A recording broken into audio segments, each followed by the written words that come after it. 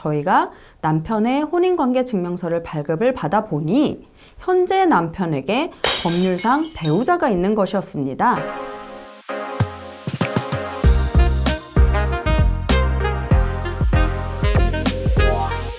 안녕하세요. 14년차 이혼 전문 변호사 위자료 챙겨주는 언니 서지연입니다. 최근에 제가 담당했던 사건 중에 사실혼 파기를 이유로 한 위자료 청구 소송이 있었는데요. 판결이 나와서 오늘은 이 내용 공유해 드리려고 합니다. 이분의 스토리는 이렇습니다. 처음에 둘이 만나 연애를 시작할 즈음에 남자는 본인의 경제력과 자산 상태에 대해서 여러 가지 말들을 했다고 합니다. 본인이 아버지로부터 물려받은 땅이 어디에 있는데 그린벨트로 묶여 있고 얼마의 주식과 자산이 있고 아버지가 무슨 회사 대표셨고 지금 사는 오피스텔도 본인 거고 다른 집 여러 채에서 월세를 받고 있다 등등의 말들을요. 이런 말을 믿고 그 남자와 사귀던 중에 의뢰인은 임신한 사실을 알게 되었고 여자 쪽 부모님께 둘이 인사를 드렸습니다.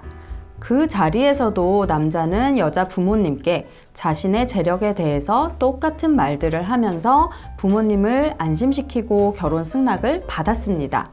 그리고 임신 때문에 일단 결혼식은 미루고 그 남자가 본인 집이라고 했던 그 오피스텔로 들어가서 신혼살림을 시작했는데요. 이때가 사실혼의 시작점이죠. 그런데 이삿날 보니 남자가 말한 것보다 오피스텔이 작고 그 안이 엉망이어서 의뢰인이 짐을 둘 곳도 없는 겁니다. 약간 감이 이상하죠. 게다가 함께 살기 시작한 후에 혼인신고를 하려고 할 때마다 남자가 자꾸 이 핑계 저 핑계로 미룹니다.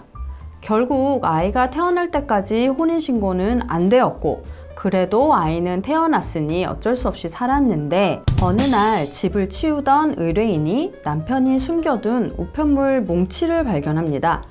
보니까 세무서, 은행, 건강보험공단 등등에서 보낸 체납, 압류 및 추심 통지서들인 겁니다.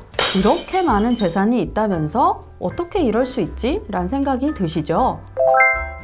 그래서 제 의뢰인도 남편을 추궁을 하니 그동안 했던 말들이 다 거짓이라고 자백을 하는 겁니다. 시부모님에게도 확인을 하니 신혼집으로 살고 있는 그 집도 남편 명의가 아니라 월세라고 하고 남편 동생에게도 전화를 해보니 아버지가 무슨 회사 대표였던 것도 다 거짓이고 심지어 남편은 이전부터 신용불량자인 데다가 의뢰인과의 결혼이 사실상 재혼이라는 말을 하는 겁니다. 그리고 시댁 가족들은 의뢰인이 다 알고 결혼한 줄 알아서 너무 고마워하고 있었다고 해요. 너무나도 충격적인 진실에 제 의뢰인은 그날로 아이를 데리고 친정으로 가서 소송을 시작하셨습니다. 그런데 경제력에 대한 거짓말도 충분한 귀책 사유인데 소송을 진행하다 보니 더 심각한 사실이 드러났습니다. 그 동생이 말한 남편의 혼인 이력에 대한 것이었는데요. 의뢰인과의 결혼이 사실상 재혼이었다는 남편 동생의 말을 듣고 남편을 추궁을 했죠. 그랬더니 남편은 잠깐 같이 살았을 뿐 식도 안 올렸고 혼인신고도 안 했다고 하면서 한사코 재혼이 아니라고 주장을 했다고 합니다. 그런데 재판 과정에서 법원의 보정명령에 따라서 저희가 남편의 혼인관계 증명서를 발급을 받아 보니 현재 남편에게 법률상 배우자가 있는 것이었습니다. 이게 이 위자료 소송의 근간이 흔들릴 만큼 정말 큰 문제인 것이 예전에도 말씀드렸다시피 우리나라는 일부 일처제로 중원적 사실혼을 보호하지 않습니다.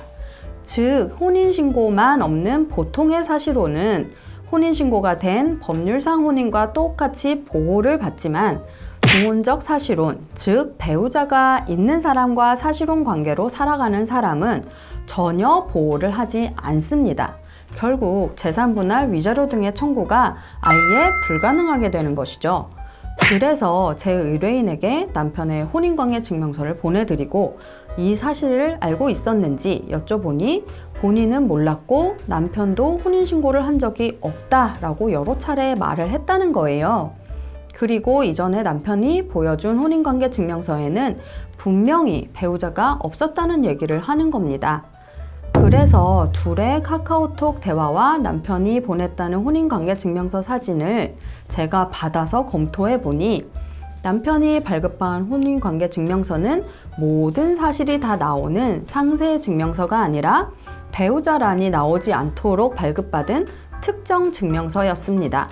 그걸 보내준 거신이 정말 악의적이고 고의적으로 거짓말을 한 거죠.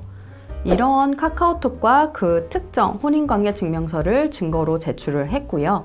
이걸 본 재판부도 제 의뢰인이 보호받지 못하는 중원적 사실혼 배우자가 아니라 오히려 남편의 적극적인 기망으로 인해서 사실혼 관계를 시작한 피해자로 인정을 해 주었습니다.